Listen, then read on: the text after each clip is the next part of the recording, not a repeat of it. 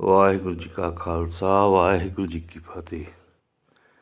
ਗੁਰੂ ਪਿਆਰੀ ਸਾਧ ਸੰਗਤ ਜੀਓ, ਜੋ ਸ਼ਹੀਦੀ ਦਿਹਾੜੇ ਚੱਲ ਰਹੇ ਆ, ਦਸਮ ਪਾਤਸ਼ਾਹ ਦੀ ਲਾਸਾਨੀ ਕੁਰਬਾਨੀ ਆਪਣਾ ਪਰਿਵਾਰ ਕੌਮ ਦੇ ਲੇਖੇ ਲਾਇਆ ਔਰ ਇਸ ਖਾਲਸਾ ਪੰਥ ਦੀ ਸਾਜਨਾ ਕੀਤੀ।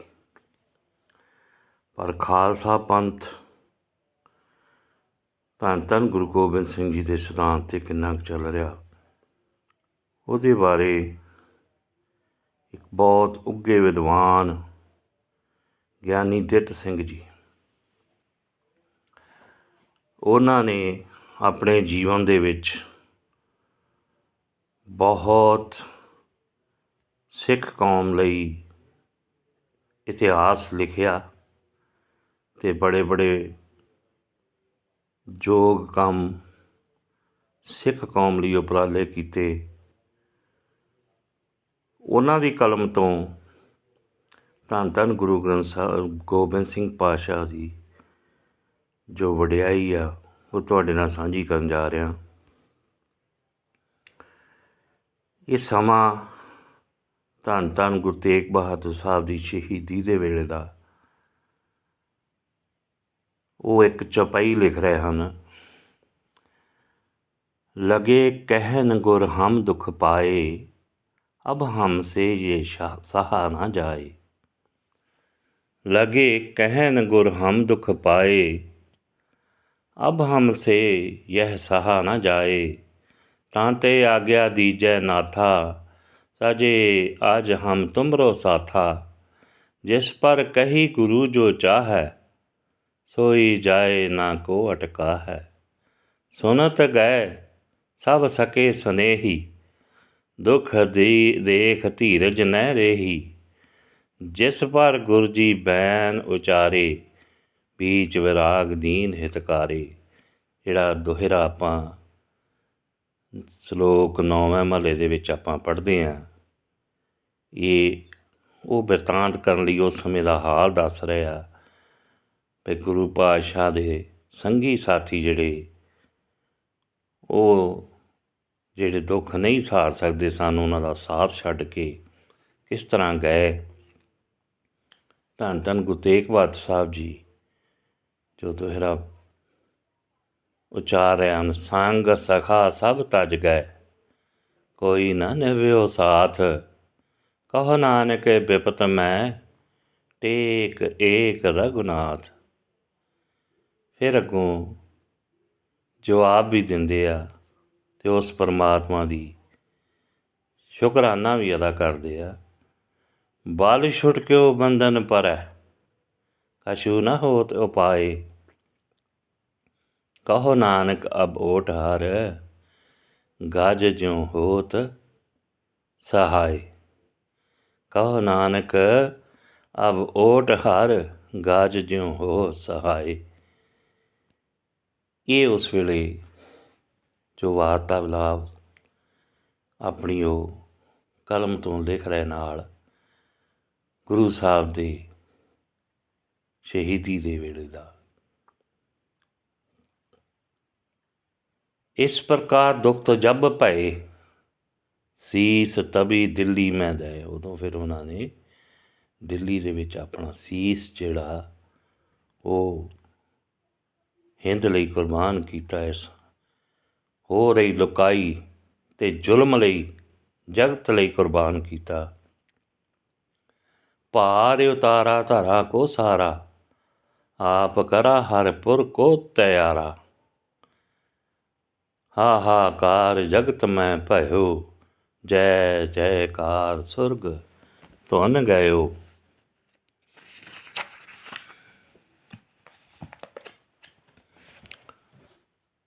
ਦਏ ਦਾਨ ਪ੍ਰਭ ਹੇਤ ਗੁਸਾਈ, ਦਏ ਦਾਨ ਪ੍ਰਭ ਹੇਤ ਗੁਸਾਈ।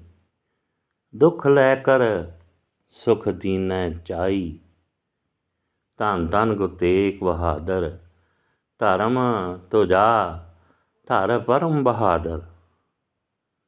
ਇਸ ਪ੍ਰਕਾਰ ਗੁਰੂ ਸਾਹਿਬ ਨੇ ਧਰਮ ਦੇ ਲਈ, ਇਸ ਜਗਤ ਦੀ ਲੁਕਾਈ ਲਈ ਜੋ ਕੁਰਬਾਨੀ ਕੀਤੀ ਹੈ ਉਹ ਗਿਆਨੀ ਦਿੱਤ ਸਿੰਘ ਜੀ ਆਪਣੀ ਕਲਮ ਤੋਂ ਲਿਖ ਰਹੇ ਆ ਔਰ ਵਡਿਆਈ ਕਰ ਰਿਹਾ ਧੰਨ ਧੰਨ ਸ੍ਰੀ ਗੁਰੂ ਤੇਗ ਬਹਾਦਰ ਸਾਹਿਬ ਜੀ ਦੀ ਸ਼ਹੀਦੀ ਦੀ, ਔਰ ਕਹਿ ਰਿਹਾ ਕਿ ਸ੍ਰੀ ਗੁਰੂ ਤੇਗ ਬਹਾਦਰ ਜੀ ਦੇ ਇਸ ਪੁਰਖਾਰਥ 'ਤੇ ਦੇਖਿਆ ਜਾਂਦਾ ਹੈ ਕਿ ਉਹਨਾਂ ਨੇ ਆਪਣੇ ਆਪ ਦੀ ਕੁਰਬਾਨੀ ਕਿਸੇ ਆਪਣੀ ਮਨੋਰਥ ਵਾਸਤੇ ਨਹੀਂ, ਉਹਨਾਂ ਨੇ ਕਿਸੇ ਆਪਣੇ ਮਨੋਰਥ ਵਾਸਤੇ ਕੁਰਬਾਨੀ ਨਹੀਂ ਕੀਤੀ, ਪਰੰਤੂ ਉਹਨਾਂ ਦਾ ਇਹ ਸਾਕਾ ਕਰਨਾ, ਇਹ ਜੋ ਉਹਨਾਂ ਨੇ ਅਕਾਲ ਪੁਰਖ ਦਾ ਭਾਣਾ ਮੰਨ ਕੇ ਇਹ ਜੋ ਸਾਕਾ ਕੀਤਾ, ਜੋ ਇਸ ਮਹਾਨ ਕਰਮ ਨੂੰ ਇੱਕ ਸੰਸਾਰ ਦੇ ਵਿੱਚ ਪੂਰਨਾ ਪਾ ਕੇ ਦਿਖਾਇਆ ਕਿ ਧਰਮ ਦੇ ਲਈ, ਜਿਹੜਾ ਕਿ ਉਹਨਾਂ ਦਾ ਆਪਣਾ ਸਿਧਾਂਤ ਤੋਂ ਅਲੱਗ ਧਰਮ ਸੀ, ਉਹਨਾਂ ਲਈ ਕੁਰਬਾਨੀ ਕੀਤੀ ਉਹਨਾਂ ਨੇ। ਜਿਸ ਕੌਮ ਨੂੰ ਸਾਜਣ ਲਈ ਧੰਨ ਧੰਨ ਗੁਰੂ ਨਾਨਕ ਦੇਵ ਪਾਤਸ਼ਾਹ ਜੀ ਤੋਂ ਲੈ ਕੇ ਧੰਨ ਧੰਨ ਗੁਰੂ ਗੋਬਿੰਦ ਸਿੰਘ ਸਾਹਿਬ ਜੀ ਤੱਕ ਇਹ ਜੋ ਬੂਟਾ ਧੰਨ ਧੰਨ ਗੁਰੂ ਨਾਨਕ ਸਾਹਿਬ ਜੀ ਨੇ ਸਿੱਖੀ ਦਾ ਬੂਟਾ ਲਾਇਆ, ਉਹਨਾਂ ਨੂੰ ਪਾਣੀ ਦੇ ਨਾਲ ਸਿੰਜਦੇ ਹੋਏ, ਸਿਧਾਂਤਾਂ ਨਾਲ ਸਿੰਜਦੇ ਹੋਏ ਗੁਰੂ ਅਰਜਨ ਪਾਤਸ਼ਾਹ ਨੇ ਖੂਨ ਦੇ ਕੇ ਇਸ ਨੂੰ ਹੋਰ ਉੱਚਾ ਕੀਤਾ। ਫਿਰ ਇਸ ਦੀ ਰਾਖੀ ਲਈ ਧੰਨ ਧੰਨ ਸ੍ਰੀ ਗੁਰੂ ਹਰਗੋਬਿੰਦ ਸਾਹਿਬ ਜੀ ਨੇ ਉਹਨਾਂ ਜਰਵਾਣਿਆਂ ਨਾਲ ਲੜਾਈਆਂ ਕੀਤੀਆਂ, ਜਿਨ੍ਹਾਂ ਨੇ ਇਸ ਬੂਟੇ ਨੂੰ ਨਸ਼ਟ ਕਰਨ ਦੀ ਕੋਸ਼ਿਸ਼ ਕੀਤੀ, ਨੁਕਸਾਨ ਪਹੁੰਚਾਉਣ ਦੀ ਕੋਸ਼ਿਸ਼ ਕੀਤੀ, ਉਹਨਾਂ ਨੂੰ ਤਲਵਾਰ ਦੇ ਜ਼ੋਰ ਨਾਲ ਰੋਕਿਆ।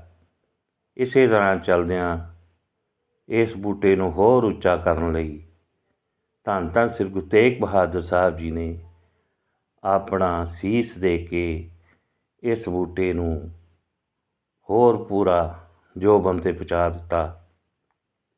ਇਸ ਤੋਂ ਬਾਅਦ ਧੰਨ ਧੰਨ ਸਾਹਿਬ ਸ੍ਰੀ ਗੁਰੂ ਗੋਬਿੰਦ ਸਿੰਘ ਜੀ ਦੀ ਜੋ ਅੱਗੋਂ ਜ਼ਿੰਮੇਵਾਰੀ ਆਈ, ਉਹਨਾਂ ਨੇ ਇਸ ਬੂਟੇ ਨੂੰ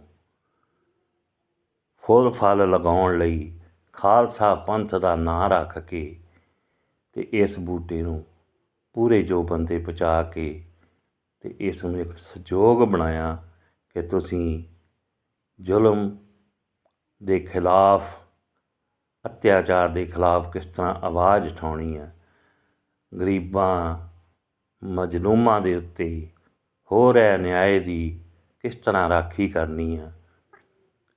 ਧੰਨ ਧੰਨ ਗੁਰੂ ਗੋਬਿੰਦ ਸਿੰਘ ਸਾਹਿਬ ਜੀ ਦੀ ਰਚੀ ਚੌਪਈ, ਜੋ ਸ੍ਰੀ ਦਸਮ ਗ੍ਰੰਥ ਪੰਨਾ ਨੰਬਰ 54 'ਤੇ ਆ, ਜੋ ਕਿ ਇਹ ਗਿਆਨੀ ਦਿੱਤ ਸਿੰਘ ਜੀ ਆਪਣੀ ਜੋ ਉਹਨਾਂ ਨੇ ਕਿਤਾਬ 1993 ਦੇ ਵਿੱਚ ਲਿਖੀ, ਨਕਲੀ ਸਿੱਖ ਪ੍ਰਬੋਧ, ਉਹਦੇ ਵਿੱਚ ਦਰਜ ਕੀਤੀ ਆ। ਉਹਦੇ ਵਿੱਚੋਂ ਤੁਹਾਨੂੰ ਇਹ ਆਪਾਂ ਉਹਨਾਂ ਦੇ ਕਲਮ ਦੁਆਰਾ ਲਿਖਿਆ ਹੋਇਆ ਇਤਿਹਾਸ ਜਿਹੜਾ ਉਹਦੇ ਬਾਰੇ, ਉਹਨਾਂ ਗਿਆਨੀ ਦਿੱਤ ਸਿੰਘ ਉਹਨਾਂ ਦੀ ਮਹਾਨ ਜਿਹੜਾ ਯੋਗਦਾਨ ਆ ਸਿੱਖ ਕੌਮ ਲਈ, ਭੁੱਲੇ ਵਿਸਰੇ ਇਹ ਵਿਦਵਾਨ ਆ, ਇਹਨਾਂ ਨੂੰ ਉਹਦਾ ਮਾਣ ਪ੍ਰਾਪਤ ਨਹੀਂ ਹੋਇਆ, ਪਰ ਉਹਨਾਂ ਦੀਆਂ ਬੁੱਕ ਜਦੋਂ ਪੜ੍ਹੀ ਦੀਆਂ ਫਿਰ ਉਹਨਾਂ ਦੇ ਵਿਚਾਰਾਂ ਬਾਰੇ ਪਤਾ ਲੱਗਦਾ। ਅਤੇ ਉਹਨਾਂ ਨੇ ਚੌਪਈ ਆਪਣੀ ਬੁੱਕ ਦੇ ਵਿੱਚ, ਨਕਲੀ ਸਿੱਖ ਪ੍ਰਬੋਧ ਦੇ ਵਿੱਚ, ਧੰਨ ਧੰਨ ਗੁਰੂ ਗੋਬਿੰਦ ਸਿੰਘ ਪਾਤਸ਼ਾਹ ਦੀ ਚੌਪਈ ਤੋਂ ਜੋ ਧੰਨ ਧੰਨ ਸ੍ਰੀ ਗੁਰੂ ਤੇਗ ਬਹਾਦਰ ਸਾਹਿਬ ਜੀ ਦੀ ਸ਼ਹੀਦੀ ਦਾ ਬਿਰਤਾਂਤ ਹੈ, ਉਹਦੀ ਗਵਾਹੀ ਭਰਦੀ ਹੋਈ ਚੌਪਈ ਇਹ ਧੰਨ ਧੰਨ ਗੁਰੂ ਗੋਬਿੰਦ ਸਿੰਘ ਪਾਤਸ਼ਾਹ ਜੀ ਨੇ ਆਪਣੀ ਬਾਣੀ ਵਿੱਚ ਲਿਖੀ, ਜਿਸ ਨੂੰ ਦਸਮ ਦੀ ਬਾਣੀ ਦਾ ਨਾਮ ਦਿੱਤਾ ਗਿਆ, ਜੋ ਸ੍ਰੀ ਦਸਮ ਗ੍ਰੰਥ ਵੀ ਕਿਹਾ ਜਾਂਦਾ, ਜੋ ਕਿ ਗਿਆਨੀ ਦਿੱਤ ਸਿੰਘ ਹੋਣਾ ਜੀ ਨੇ ਸ੍ਰੀ ਦਸਮ ਗ੍ਰੰਥ ਪੰਨਾ 54 'ਤੇ ਇਹ ਦਰਜ ਆ, ਅਤੇ ਉੱਥੇ ਉਹਨਾਂ ਨੇ ਬਕਾਇਦਾ ਵੇਰਵਾ ਦਿੱਤਾ ਆ। ਚੌਪਈ ਤਿਲਕ ਜੰਝੂ ਰਾਖਾ ਪ੍ਰਭ ਤਾਂਕਾ, ਕੀਨੋ ਬੜੋ ਕਲੂ ਮੈਂ ਸਾਕਾ। ਸਾਤਨ ਹੇਤ ਇਤੀ ਜਿਨ ਕਰੀ, ਸੀਸ ਦਿਆ ਪਰ ਸੀ ਨ ਉਚਰੀ। ਧਰਮ ਹੇਤ ਸਾਕਾ ਜਿਨ ਕੀਆ, ਸੀਸ ਦਿਆ ਪਰ ਸਿਰ ਨਾ ਦਿਆ। ਨਾਟਕ ਚੇਟਕ ਕੀਏ ਕੁਕਾਜਾ, ਪ੍ਰਭ ਲੋਗਨ ਕੈ ਆਵਤ ਲਾਜਾ। ਦੋਹਰਾ। ਠੀਕਰ ਫੋਰ ਦਲੀਸ ਸਰ, ਪ੍ਰਭ ਪੁਰ ਕੀਆ ਪਿਆਨ। ਤੇਕ ਬਹਾਦਰ ਸੀ ਕਿਰਿਆ, ਕਰੀ ਨਾ ਕਿਨਹੂ ਆਨ, ਕਰੀ ਨਾ ਕਿਨਹੂ ਆਨ। ਠੀਕਰ ਫੋਰ ਦਲੀਸ ਸਿਰ, ਪ੍ਰਭ ਪੁਰ ਕੀਆ ਪਿਆਨ। ਤੇਕ ਬਹਾਦਰ ਸੀ ਕਿਰਿਆ, ਕਰੀ ਨਾ ਕਿਨਹੂ ਆਨ। ਅੱਗੋਂ ਲਿਖ ਰਿਹਾ ਉਹ ਗਿਆਨੀ ਜੱਟ ਸਿੰਘ ਜੀ, ਇਹਨਾਂ ਪਹਿਲੇ ਨਵਾਂ ਪਾਤਸ਼ਾਹੀਆਂ ਦੇ ਜੀਵਨ ਚਰਿੱਤਰ ਦੇ ਵਿਚਾਰਨ 'ਤੇ ਇਹੋ ਸਿੱਧ ਹੁੰਦਾ ਹੈ ਕਿ ਉਹਨਾਂ ਸਭਨਾਂ ਦਾ ਸੰਕਲਪ ਸਾਰੇ ਸੰਸਾਰ ਵਿੱਚ ਸੱਤ ਦਾ ਧਰਮ ਦਾ ਪ੍ਰਚਾਰ ਅਤੇ ਇੱਕ ਨਵੀਂ ਕੌਮ ਜੋ ਸੱਚੇ ਅਸੂਲਾਂ ਪਰ ਚੱਲੇ ਅਤੇ ਹੋਰਨਾਂ ਨੂੰ ਚਲਾਏ ਪੈਦਾ ਕਰਨੀ ਸੀ, ਜਿਸ ਵਿੱਚ ਹਿੰਦੂਆਂ ਦੀ ਤਰ੍ਹਾਂ ਜਾਤ ਪਾਤ ਆਦਿਕ ਦਾ ਕੋਈ ਬੰਧਨ ਨਾ ਹੋਵੇ ਅਤੇ ਮੁਸਲਮਾਨਾਂ ਦੀ ਤਰ੍ਹਾਂ ਪੰਜ ਨਮਾਜ਼ਾਂ ਰੋਜ਼ੇ ਵਾਂਗ ਪਰ ਨਿਰਭਰ ਕਰਨ ਵਾਲੀ ਨਾ ਹੋਵੇ, ਕਿੰਤੂ ਕੇਵਲ ਅਕਾਲ ਪੁਰਖ ਦੇ ਵੱਲੋਂ ਹੀ ਇੱਕ ਸਿਧਾਂਤਾਂ ਵਾਲੀ ਅਸੂਲਾਂ ਵਾਲੀ ਕੌਮ ਹੋਵੇ, ਜਿਹੜੀ ਕਿਸੇ ਦੇ ਅੱਗੇ ਜ਼ੁਲਮ ਦੇ ਅੱਗੇ ਝੁਕੇ ਨਾ, ਜਾਤ ਪਾਤ ਨੂੰ ਕੋਈ ਅਹਿਮੀਅਤ ਨਾ ਦੇਵੇ। ਉਹ ਖਾਲਸਾ ਪੰਥ ਦੀ ਸਾਜਣਾ ਕਰਨ ਵਾਸਤੇ ਧੰਨ ਧੰਨ ਸ੍ਰੀ ਗੁਰੂ ਦਸਮੇਸ਼ ਪਿਤਾ ਗੁਰੂ ਗੋਬਿੰਦ ਸਿੰਘ ਪਾਤਸ਼ਾਹ ਜੀ ਨੇ ਇਹ ਜੋ ਕਾਰਜ ਕੀਤਾ, ਉਹਨਾਂ ਨੂੰ ਆਪਣੀ ਕਲਮ ਨਾਲ ਲਿਖ ਰਹੇ ਆ, ਨਾਲ ਨਾਲ ਧੰਨ ਧੰਨ ਗੁਰੂ ਗ੍ਰੰਥ ਸਾਹਿਬ ਜੀ ਦੇ ਪ੍ਰਤੀ ਆਪਣਾ ਪਿਆਰ ਜ਼ਾਹਰ ਕਰ ਰਹੇ ਹਨ। ਚੌਪਈ ਇਹ ਉਹਨਾਂ ਨੇ ਆਪਣੀ ਕਲਮ ਤੋਂ ਲਿਖੀ ਹੈ। ਗੋਬਿੰਦ ਸਿੰਘ ਦਸਵੇਂ ਪਾਤਸ਼ਾਹੂ, ਜੁਦਾ ਬਣਾਇਆ ਜਿਨ ਨੇ ਰਾਹੂ। ਗੋਬਿੰਦ ਸਿੰਘ ਦਸਵੇਂ ਪਾਤਸ਼ਾਹੂ, ਜੁਦਾ ਬਣਾਇਆ ਜਿਨ ਨੇ ਰਾਹੂ। ਦਸਮ ਪਾਤਸ਼ਾਹ ਧੰਨ ਧੰਨ ਗੁਰੂ ਗੋਬਿੰਦ ਸਿੰਘ ਪਾਤਸ਼ਾਹ, ਜਿਨ੍ਹਾਂ ਨੇ ਇੱਕ ਅਲੱਗ ਰਸਤਾ ਬਣਾਇਆ, ਜਿਹਨੂੰ ਖਾਲਸਾ ਪੰਥ ਦਾ ਨਾਮ ਦਿੱਤਾ। ਨਾਮ ਖਾਲਸਾ ਤਿਸ ਕੋ ਰਾਖਾ, ਜੁਦੀ ਰਸਮ ਪੁਨ ਕੀਨੀ ਭਾਖਾ।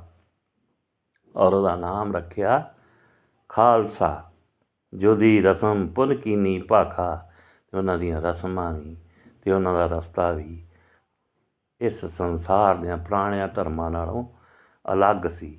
ਲਾਖਨ ਮੈਂ ਛਿਪਿਆ ਨਾ ਰਹਿ, ਦੇਖਤ ਸਿੰਘ ਸਭੀ ਤਿਸ ਕਹੈ। ਜੋ ਲੱਖਾਂ ਵਿੱਚ ਵੀ ਕਦੀ ਛੁਪ ਨਹੀਂ ਸਕੇਗਾ, ਦੇਖਤ ਸਿੰਘ ਸਭੀ ਤਿਸ ਕਹੈ। ਔਰ ਜੋ ਉਸ ਨੂੰ ਦੇਖੇਗਾ, ਉਸ ਨੂੰ ਸਿੰਘ ਦੇ ਨਾਂ ਨਾਲ, ਸਰਦਾਰ ਦੇ ਨਾਂ ਨਾਲ ਪਛਾਣਿਆ ਜਾਊਗਾ, ਪੁਕਾਰਿਆ ਜਾਊਗਾ।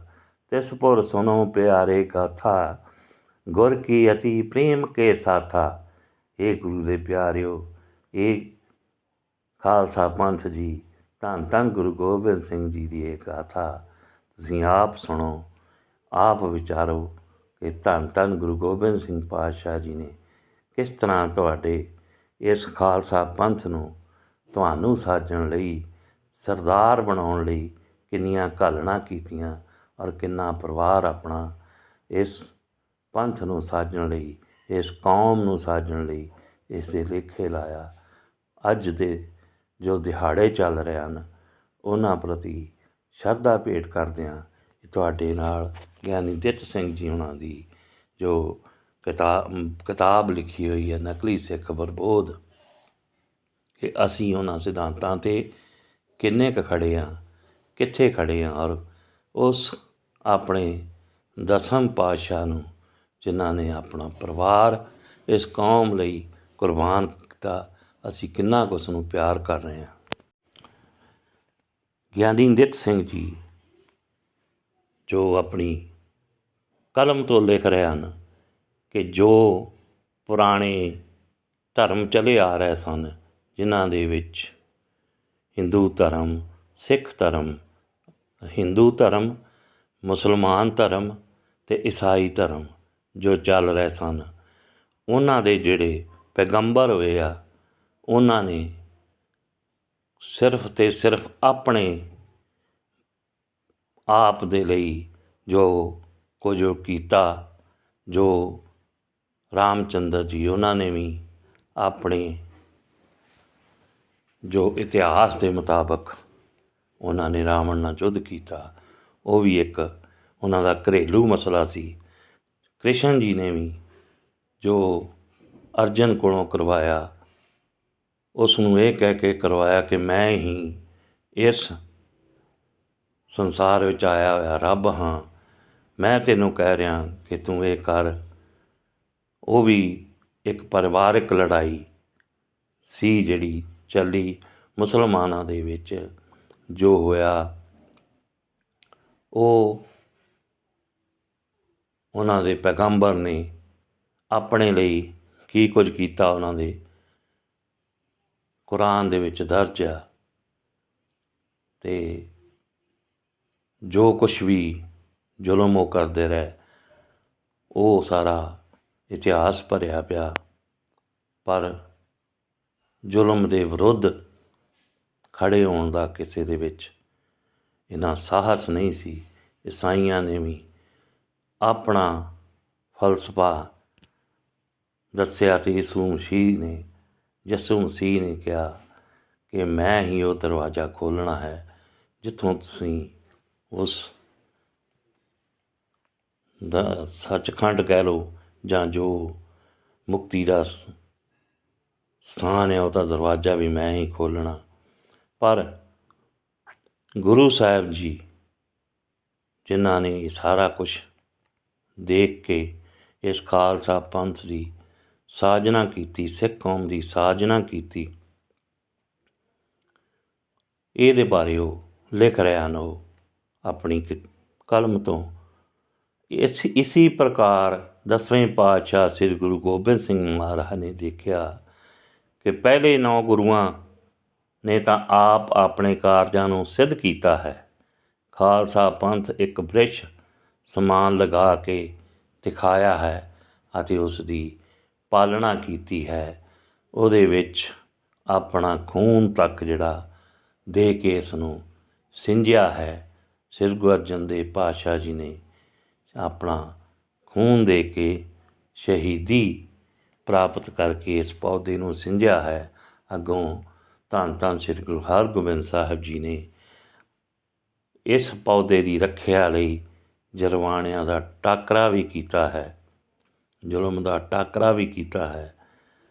ਉਹਦੇ ਬਾਰੇ ਸਾਰਾ ਇਹ ਇਤਿਹਾਸ ਜਿਹੜਾ ਆਪਾਂ ਪੜ੍ਹਦੇ ਹਾਂ।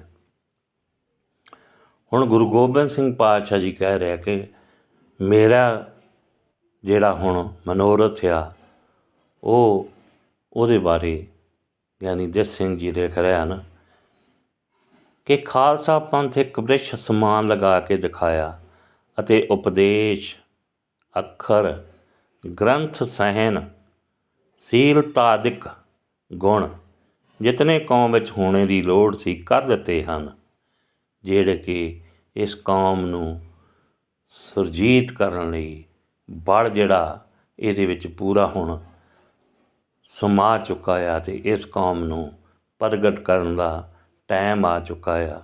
ਉਸ ਵੇਲੇ ਫਿਰ ਉਹਨਾਂ ਨੇ ਇਸ ਨੂੰ ਫਲ ਜਿਹੜਾ ਲਗਾਉਣਾ ਆਪਣਾ ਫਰਜ਼ ਸਮਝਿਆ।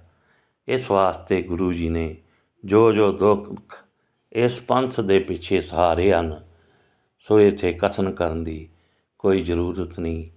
ਅੱਜ ਤਾਂ ਹਰ ਗੁਰਦੁਆਰਾ ਸਾਹਿਬ ਵਿੱਚ ਉਹ ਇਤਿਹਾਸ ਪੜ੍ਹ ਕੇ ਸੁਣਾਇਆ ਜਾ ਰਿਹਾ, ਜੋ ਧੰਨ ਧੰਨ ਗੁਰੂ ਗੋਬਿੰਦ ਸਿੰਘ ਜੀ ਔਰ ਉਹਨਾਂ ਦੇ ਪਰਿਵਾਰ ਦੇ ਨਾਲ ਜੋ ਵੀ ਵਾਪਰਿਆ ਹਰ ਗੁਰਦੁਆਰਾ ਸਾਹਿਬ ਵਿੱਚ, ਹਰ ਸਿੱਖ ਦੀ ਜ਼ੁਬਾਨ 'ਤੇ ਉਹ ਅੱਜ ਚੱਲ ਰਿਹਾ। ਦਿਹਾੜੇ ਸ਼ਹੀਦੀ ਦਿਹਾੜਿਆਂ ਦੇ ਵਜੋਂ ਮਨਾਏ ਜਾ ਰਹੇ ਹਨ, ਕਿਉਂਕਿ ਉਹ ਸਭ ਸਿੰਘ ਜਾਣਦੇ ਹਨ, ਜੈਸਾ ਕਿ ਪਿਤਾ ਦਾ ਸੀਸ ਕੁਰਬਾਨ ਕਰਨਾ, ਘਰ ਬਾਰ ਛੱਡਣਾ, ਜੰਗ ਕਰਨੀ, ਚਾਰੇ ਸਾਹਿਬਜ਼ਾਦਿਆਂ ਦਾ ਸ਼ਹੀਦ ਹੋਣਾ ਅਤੇ ਦੇਸੋਂ ਪ੍ਰਦੇਸ਼ ਜਾ ਕੇ ਭਾਣਾ ਵਰਤਾਉਣਾ ਆਦਿਕ ਉਹਨਾਂ ਦੇ ਮਸ਼ਹੂਰ ਸਾਕੇ ਹਨ, ਜੋ ਪੁਰਾਤਨ ਇਤਿਹਾਸ ਦੇ ਵਿੱਚੋਂ ਮਿਲ ਸਕਦੇ ਹਨ।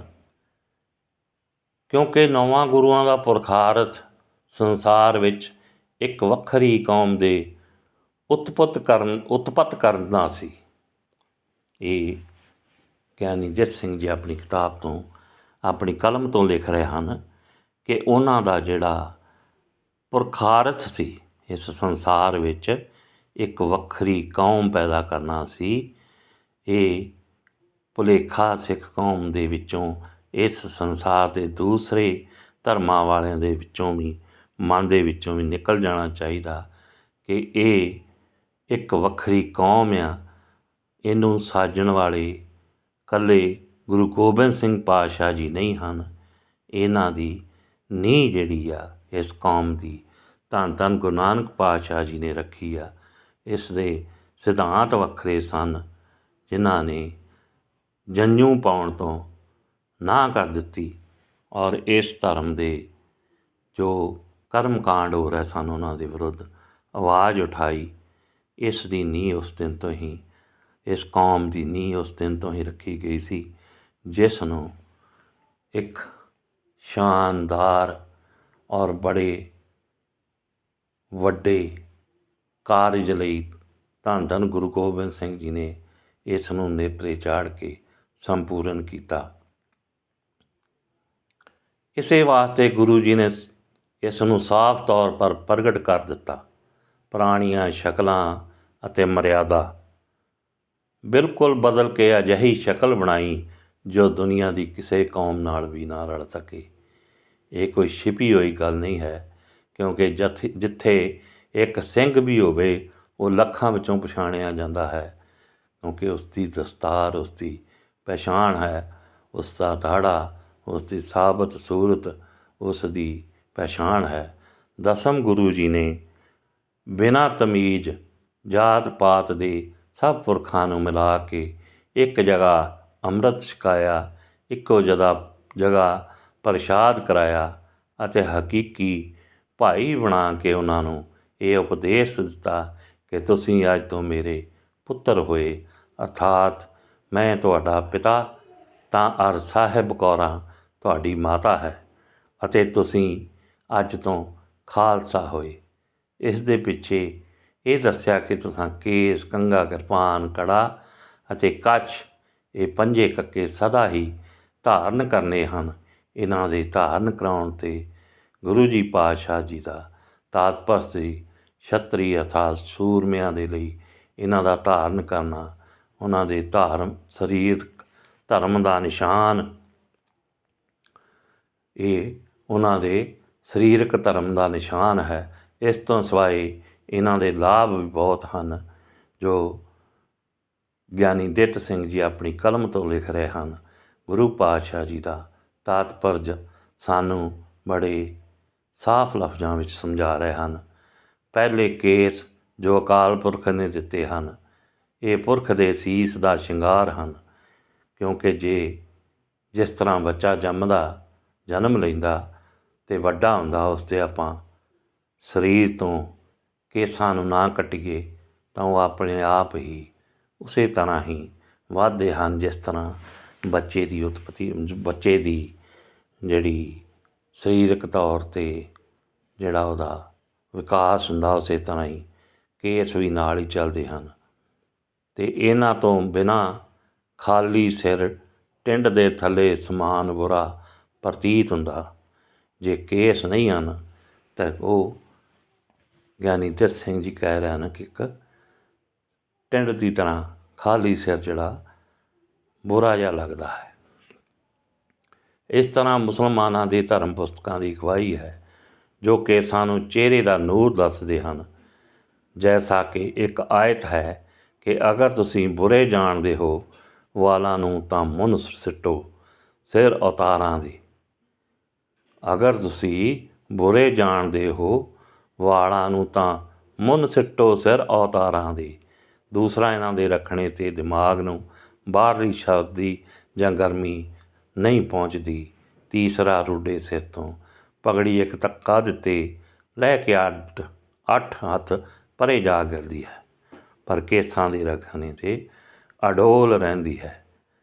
ਚੌਥਾ, ਸ਼ਤਰੂ ਸਦਾ ਹੀ ਸਿਰ ਪਰ ਵਾਰ ਕਰਦਾ ਹੈ ਅਤੇ ਖਾਲੀ ਸਿਰ ਤਲਵਾਰ ਆਦਿਕ ਦਾ ਸਿਰ 'ਤੇ ਜ਼ਿਆਦਾ ਲੱਗਣ ਨਾਲ ਨੁਕਸਾਨ ਹੁੰਦਾ, ਪਰ ਜਿਹੜੀ ਦਸਤਾਰ ਆ ਉਹ ਇੱਥੇ ਬਚਾਅ ਵੀ ਕਰਦੀ ਹੈ, ਰਾਖੀ ਵੀ ਕਰਦੀ ਆ। ਅਤੇ ਪੰਜਵਾਂ ਸਿਧਾਂਤ ਇਹਦਾ ਇਹ ਕੇਸ ਅਕਾਲ ਪੁਰਖ ਨੇ ਕੁਦਰਤੀ ਨਿਸ਼ਾਨ ਦਿੱਤਾ, ਇਹ ਅਕਾਲ ਪੁਰਖ ਵੱਲੋਂ ਬਖਸ਼ਿਆ ਹੋਇਆ ਆ।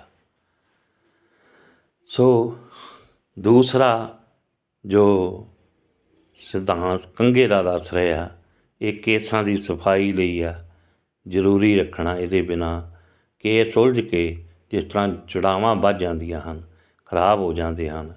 ਤੀਸਰਾ, ਕਿਰਪਾਨ ਜੋ ਸ਼ਤਰੂ ਦਾ ਟਾਕਰਾ ਕਰਨ ਲਈ ਇੱਕ ਹਥਿਆਰ ਸ਼ਸਤਰ ਦੀ ਤਰ੍ਹਾਂ ਕੰਮ ਦਿੰਦਾ ਹੈ, ਅਤੇ ਕਿਰਪਾਨ ਧਾਰਨ ਕਰਨੀ।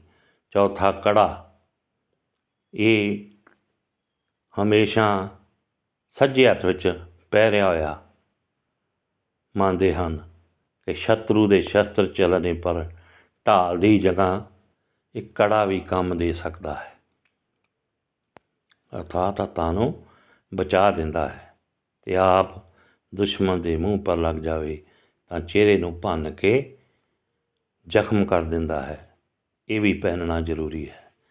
ਪੰਜਵਾਂ, ਕੱਛ ਦਾ ਬੜਾ ਵੱਡਾ ਤਾਤਪਰ ਆ ਕਿ ਇੱਕ ਤਾਂ ਜਦੋਂ ਸਿੰਘ ਇਹ ਪਹਿਰਾਵਾ ਰੱਖਣਗੇ ਅਤੇ ਤਿਆਰ ਬਰ ਤਿਆਰ ਹੀ ਰਹਿਣਗੇ, ਜਦੋਂ ਦੁਸ਼ਮਣ ਆਵੇ ਔਰ ਇਹ ਛਾਲ ਮਾਰ ਕੇ ਯੁੱਧ ਵਿੱਚ ਆ ਕੁੱਦਣਗੇ, ਧੋਤੀ ਜਾਂ ਤੰਬਾ ਪਾ ਕੇ ਜੰਗ ਨਹੀਂ ਹੋ ਸਕਦਾ, ਅੜ ਕੇ ਪੈਰਾਂ ਨਾਲ ਗਿਰ ਵੀ ਸਕਦਾ। ਦੂਜਾ ਜਿਹੜਾ ਇਹਦਾ ਤਾਤਪਰ ਆ ਉਹ ਆਪਣੇ ਕਾਨੂੰਨ, ਆਪਣੇ ਜੋ ਨਿਯਮ ਪਾਤਸ਼ਾਹ ਨੇ ਰਹਿਤਾਂ ਬਖਸ਼ੀਆਂ ਹਨ, ਉਹਦੇ ਦੀ ਵੀ ਨਿਸ਼ਾਨੀ ਆ ਕਿ ਤੁਸੀਂ ਆਪਣੇ ਸੱਥ ਵਿੱਚ ਰਹਿਣਾ। ਇਹ ਕਛਹਿਰੇ ਦਾ ਤਾਤਪਰਜ ਧੰਨ ਧੰਨ ਗੁਰੂ ਗੋਬਿੰਦ ਸਿੰਘ ਪਾਤਸ਼ਾਹ ਜੀ ਦੱਸ ਰਹੇ ਹਨ। ਔਰ ਅੱਗੇ ਉਹ ਆਪਣੀ ਇੱਕ ਚੌਪਈ ਵਿੱਚ ਸ੍ਰੀ ਮੁੱਖ ਵਾਕ ਚੌਪਈ, ਉਹਦੇ ਵਿੱਚ ਦੱਸ ਰਹੇ ਹਨ ਕਿ ਮੇਰਾ ਇਸ ਸੰਸਾਰ ਵਿੱਚ ਆਉਣ ਦਾ ਤਾਤਪਰ ਕੀ ਸੀ। ਹਮ ਏ ਕਾਜ ਜਗਤ ਮੋਹ ਆਏ, ਧਰਮ ਹੇਤ ਗੁਰਦੇਵ ਪਠਾਏ। ਜਹਾਂ ਜਹਾਂ ਤੁਮ ਧਰਮ ਵਿਥਾਰੋ, ਦੁਸ਼ਟ ਦੋਖੀਅਨ ਪਕੜ ਬਛਾਰੋ। ਯਾਹੀ ਕਾਜ ਧਰਾ ਹਮ ਜਨ ਮਨ, ਸਮਝ ਲਿਓ ਸਾਧੂ ਸਭ ਮਨ ਮਨ। ਧਰਮ ਚਲਾਵਨ ਸੰਤ ਉਬਾਰਨ, ਦੁਸ਼ਟ ਸਭਨ ਕੋ ਮੂਲ ਉਪਾਰਨ। ਜੇ ਭੈ ਪਹਿਲ ਅਵਤਾਰਾ, ਆਪ ਤਿਨ ਜਾਪ ਉਚਾਰਾ।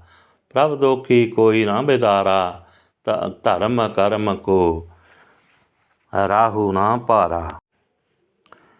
ਪ੍ਰਭ ਦੋਖੀ ਕੋ ਕੋਈ ਨਾ ਬਿਦਾਰਾ, ਧਰਮ ਕਰਮ ਕੋ ਰਾਹੂ ਨਾ ਡਾਰਾ।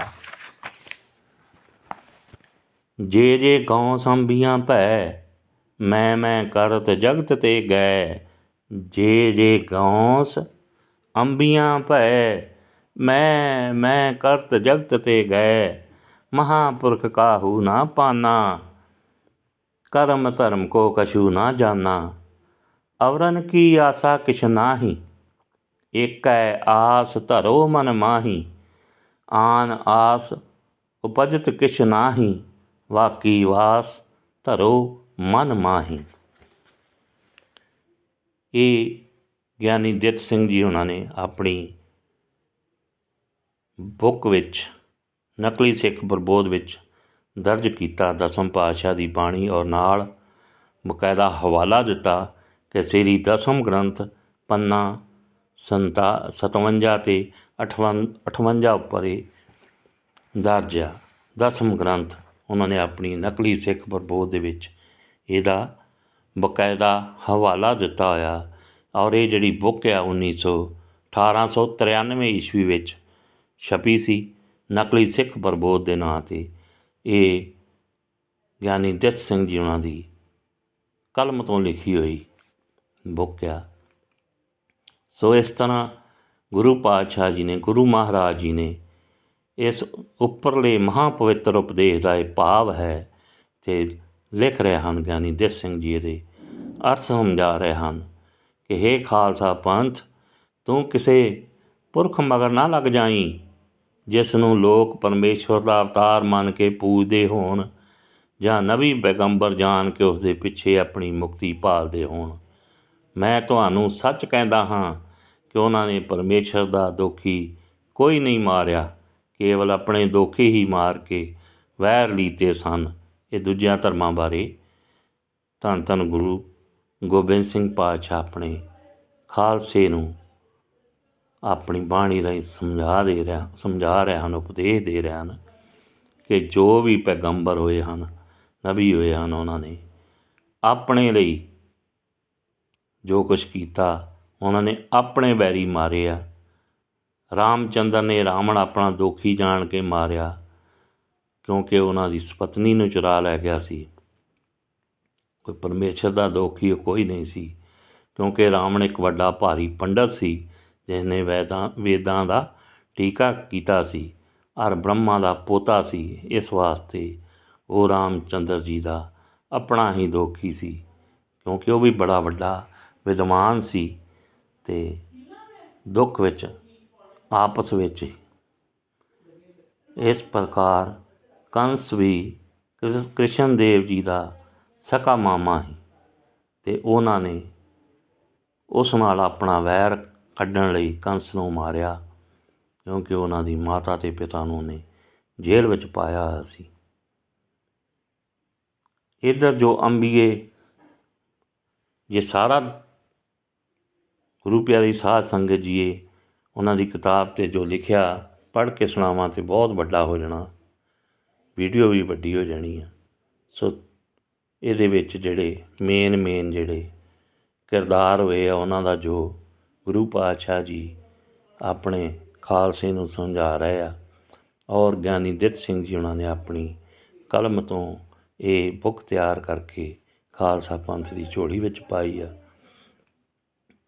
ਕਿ ਸ਼੍ਰੀ ਕ੍ਰਿਸ਼ਨ ਚੰਦਰ ਜੀ ਨੇ ਭਗਵਤ ਗੀਤਾ ਵਿੱਚ ਜੋ ਦਰਜ ਆ ਉਹ ਇਹੋ ਹੀ ਉਪਦੇਸ਼ ਅਰਜਨ ਨੂੰ ਦਿੱਤਾ ਕਿ ਅਰਜਨ, ਮੈਂ ਹੀ ਸੰਸਾਰ ਦੇ ਉਤਪਾਲਨ ਅਤੇ ਸੰਹਾਰ ਕਰਨੇ ਵਾਲਾ ਪਰਮੇਸ਼ਰ ਹਾਂ। ਇਸ ਵਾਸਤੇ ਤੂੰ ਮੇਰਾ ਹੀ ਸਮਰਨ ਕਰ, ਮੈਨੂੰ ਹੀ ਯਾਦ ਕਰ ਅਤੇ ਯੁੱਧ ਕਰ। ਇੱਧਰ ਨਬੀ ਜਾਂ ਅੰਬੀਏ ਜੋ ਹੋਏ ਹਨ ਉਹਨਾਂ ਦਾ ਵੀ ਇਹੋ ਹਾਲ ਹੀ ਆ ਜੋ ਅਹੰਕਾਰ ਵਿੱਚ ਹੀ ਆਪਣੇ ਆਪ ਨੂੰ ਇਸ ਸੰਸਾਰ ਵਿੱਚੋਂ ਲੈ ਗਏ।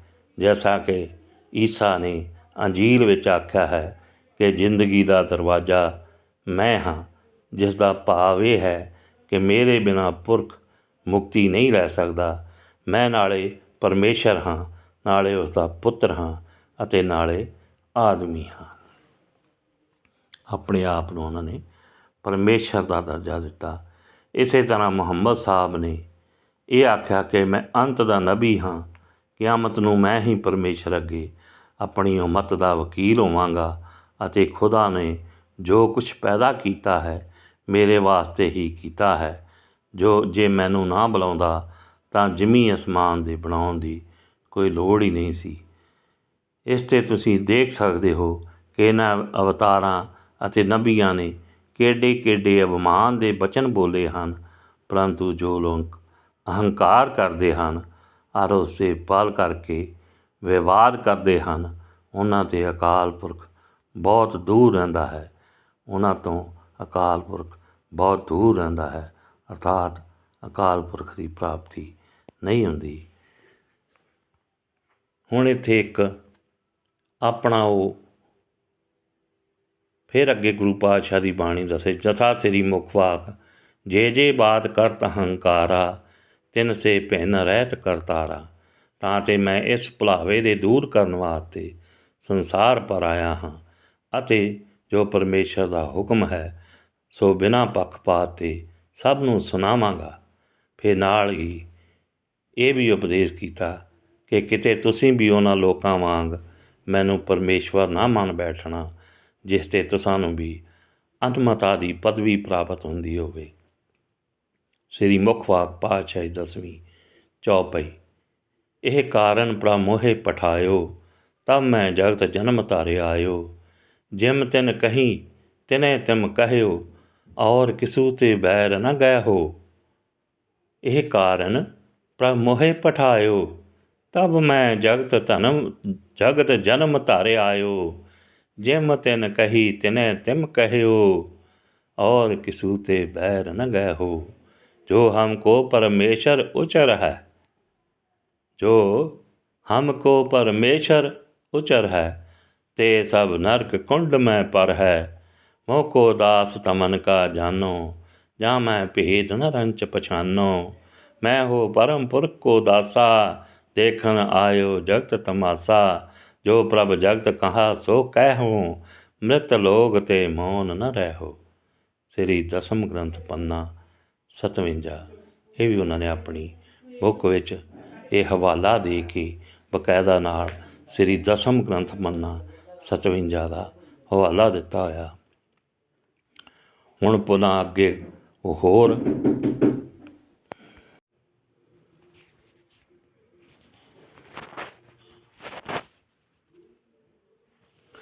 ਵਾਹਿਗੁਰੂ। ਗੁਰੂ ਪਿਆਰੀ ਸਾਧ ਸੰਗਤ ਜੀਓ, ਦਸਮ ਪਾਤਸ਼ਾਹ ਤਿਲੰਗ ਕਾਫੀ ਪਾਤਸ਼ਾਹੀ 10ਵੀਂ ਗਿਆਨੀ ਦੇ ਸਿੰਘ ਜੀ ਅਗਲੀ ਜੋ ਬਾਣੀ ਦਸਮ ਪਾਤਸ਼ਾਹ ਜੀ ਦੀ ਉਹਦੇ ਬਾਰੇ ਚਾਨਣਾ ਪਾ ਰਹੇ ਹਨ। ਆਦਿ ਅੰਤ ਅਨੰਤ ਮੂਰਤ ਘੜਨ ਭੰਜਨ ਹਾਰ। ਆਦਿ ਅੰਤ ਅਨੰਤ ਮੂਰਤ ਘੜਨ ਭੰਜਨ ਹਾਰ ਰਹਾਓ। ਨਿੰਦ ਉਸਤਤ ਜੌਨ ਕੈ ਸਮ ਸ਼ਤਰ ਮਿਤਰ ਨਾ ਕੋਏ। ਕੌਣ ਬਾਟ ਪਰੀਤ ਸਹਿ ਪਰ ਸਾਰਥੀ ਰਥ ਹੋਏ। ਤਾਤ ਮਾਤ ਨ ਜਾਤ ਚਾਕਰ ਪੁੱਤਰ ਪੌਤਰ ਮਕੰਦ। ਕੌਣ ਕਾਜ ਕਹਾਏਂਗੇ ਤੇ ਆਨ ਦੇਵਕ ਨੰਦ। ਦੈਵ ਦੈਤ ਦਿਸਾ ਵਿਸਾ ਜੇ ਕੀਨ ਜਗਤ ਪਸਾਰ। ਕੌਣ ਉਪਮਾ ਤੌਨ ਕੋ ਮੁਖ ਲੇਤ ਨਾਮ ਮੁਰਾਰ। ਦੇਵ ਗੰਧਾਰੀ ਪਾਤਸ਼ਾਹੀ 10ਵੀਂ। ਇੱਕ ਬਿਨ ਦੂਸਰ ਸੋ ਨਾ ਚਿਤਾਰ। ਭੰਜਨ ਘੜਨ ਸਮਰੱਥ ਸਦਾ ਪ੍ਰਭ ਜਾਨਤ ਹੈ ਕਰਤਾ ਰਹਾਓ। ਕਹਾਂ ਭਇਓ ਜੋ ਅਤ ਹਿਤ ਚਿਤ ਕਰ। ਬਹੁ ਬਿਧ ਸਿਲਾ ਪੁਜਾਈ। ਪਾਨ ਥਕੇ ਬਕੈ ਪਾਹਨ ਕੈ ਪਰਸਤ ਕਛ ਕਰ ਸਿੱਧ ਨਾ ਆਈ। ਅਛਤ ਧੂਪ ਦੀਪ ਅਰਪਤ ਹੈ। ਪਾਹਨ ਕਛੂ ਨ ਖੈ ਹੈ।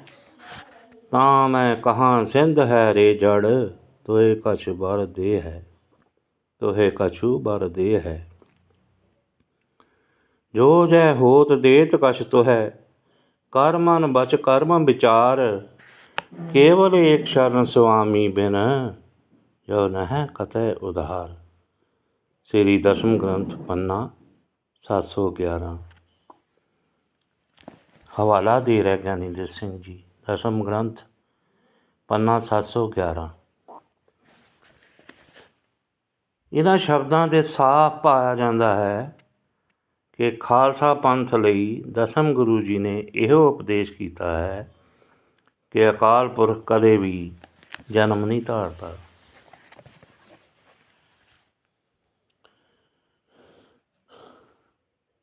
ਦੂਸਰਾ ਜੜ ਮੂਰਤੀ ਆਦਿਕ ਪੂਜਾ ਸਤ ਧਰਮ ਦੇ ਵਿਰੁੱਧ ਅਤੇ ਉਸ 'ਤੇ ਕੁਛ ਸਿੱਧ ਨਹੀਂ ਹੁੰਦਾ। ਇਸ ਲਈ ਸਿੰਘ ਇਸ ਤੋਂ ਦੂਰ ਰਹਿਣ ਅਤੇ ਕਿਸੇ ਪੁਰਖ ਨੂੰ ਅਕਾਲ ਪੁਰਖ ਦਾ ਅਵਤਾਰ ਨਾ ਆਖਣ। ਫਿਰ ਸਿੱਖਾਂ ਨੂੰ ਭੇਖ ਪਖੰਡ ਅਤੇ ਬਚਨ ਰਹਿਣ ਲਈ ਅਜਿਹੇ ਉਪਦੇਸ਼ ਕੀਤੇ ਹਨ। ਗੁਰੂ ਪਿਆਰੀ ਸਾਧ ਸੰਗਤ ਜੀਓ, ਇਹ ਵੀਡੀਓ ਵੱਡੀ ਹੋ ਜਾਣ ਕਾਰਨ ਇਸ ਦਾ ਦੂਸਰਾ ਭਾਗ ਕੱਲ੍ਹ ਰਿਕਾਰਡ ਕਰਕੇ ਸੰਗਤਾਂ ਦੇ ਸਨਮੁਖ ਪੇਸ਼ ਕਰਾਂਗੇ। ਸੋ ਮਹਾਨ ਵਿਦਵਾਨ ਗਿਆਨੀ ਦਿੱਤ ਸਿੰਘ ਜੀ ਦੀ ਕਲਮ ਦੁਆਰਾ ਲਿਖੀ ਹੋਈ ਬੁੱਕ ਨਕਲੀ ਸਿੱਖ ਪ੍ਰਬੋਧ, ਉਹਦੇ ਵਿੱਚੋਂ ਜੋ ਉਹਨਾਂ ਦੀ ਲਿਖਤ ਆ ਉਹ ਸੰਗਤ ਜੀ ਤੁਹਾਡੇ ਨਾਲ ਸ਼ੇਅਰ ਕਰ ਰਹੇ ਹਾਂ, ਵਿਚਾਰ ਕਰ ਰਹੇ ਹਾਂ। ਤੁਹਾਨੂੰ ਉਹਨਾਂ ਦੇ ਲਿਖੇ ਹੋਏ ਕਲਮ ਤੋਂ ਇਹ ਜੋ ਉਹਨਾਂ ਨੇ ਇਹ ਸਿੱਖ ਕੌਮ ਲਈ ਮਹਾਨ ਕਾਰਜ ਕੀਤੇ ਹਨ, ਇਹਨਾਂ ਸ਼ਹੀਦੀ ਦਿਹਾੜਿਆਂ ਵਿੱਚ ਧੰਨ ਧੰਨ ਗੁਰੂ ਗੋਬਿੰਦ ਸਿੰਘ ਪਾਤਸ਼ਾਹ ਜੀ ਦੇ ਕੀਤੇ ਹੋਏ ਉਪਕਾਰਾਂ ਨੂੰ ਯਾਦ ਕਰਦਿਆਂ ਜੋ ਗਿਆਨੀ ਦਿੱਤ ਸਿੰਘ ਹੁਣਾਂ ਜੀ ਨੇ ਉਹਨਾਂ ਲਈ ਜੋ ਸ਼ਰਧਾ ਭਾਵਨਾ ਭੇਟ ਕੀਤੀ ਹੈ, ਜੋ ਸਾਨੂੰ ਉਹਨਾਂ ਦੇ ਦੱਸੇ ਹੋਏ ਉਪਦੇਸ਼ ਬਾਰੇ ਚਾਨਣਾ ਪਾਇਆ। ਧੰਨਵਾਦੀ ਹਾਂ ਗਿਆਨੀ ਦਿੱਤ ਸਿੰਘ ਹੁਣਾਂ ਦੇ, ਜਿਨ੍ਹਾਂ ਨੇ ਸਿੱਖ ਕੌਮ ਲਈ ਬੜੀਆਂ ਮਹਾਨ ਰਚਨਾਵਾਂ ਕੀਤੀਆਂ ਔਰ ਬੜੇ ਵੱਡੇ ਕਾਰਜ ਕੀਤੇ ਹਨ। ਪਰ ਅਫਸੋਸ ਉਹਨਾਂ ਨੂੰ ਜੋ ਸਨੇਹ ਪਿਆਰ ਖਾਲਸਾ ਕੌਮ ਵੱਲੋਂ ਨਹੀਂ ਮਿਲਿਆ। ਉਹਨਾਂ ਦੀ ਯਾਦ ਵਿੱਚ ਉਹਨਾਂ ਨੂੰ ਯਾਦ ਕਰਦੇ ਹੋਏ ਅੱਜ ਦੇ ਇਹ ਜਿਹੜੇ ਸਮਾਗਮ ਚੱਲ ਰਹੇ ਹਨ, ਸ਼ਹੀਦੀ ਦਿਹਾੜੇ ਚੱਲ ਰਹੇ ਹਨ, ਉਹਨਾਂ ਵਿੱਚ ਉਹਨਾਂ ਦਾ ਵੀ ਜੋ ਉਹਨਾਂ ਨੇ ਗੁਰੂ ਪਾਤਸ਼ਾਹ ਦੇ ਪ੍ਰਤੀ ਪਿਆਰ ਦਿਖਾਇਆ ਔਰ ਸਿੱਖ ਕੌਮ ਲਈ ਮਹਾਨ ਕਾਰਜ ਕੀਤੇ ਹਨ, ਇਹ ਭਾਗ ਪਹਿਲਾ ਅੱਜ ਸੰਗਤਾਂ ਦੇ ਸਨਮੁਖ ਰੱਖ ਰਿਹਾ। ਇਸ ਦਾ ਦੂਸਰਾ ਭਾਗ ਲੈ ਕੇ ਫਿਰ ਹਾਜ਼ਰ ਹੋਵਾਂਗੇ। ਹੋਈਆਂ ਭੁੱਲਾਂ ਦੀ ਖਿਮਾ। ਵਾਹਿਗੁਰੂ ਜੀ ਕਾ ਖਾਲਸਾ, ਵਾਹਿਗੁਰੂ ਜੀ ਕੀ ਫਤਿਹ।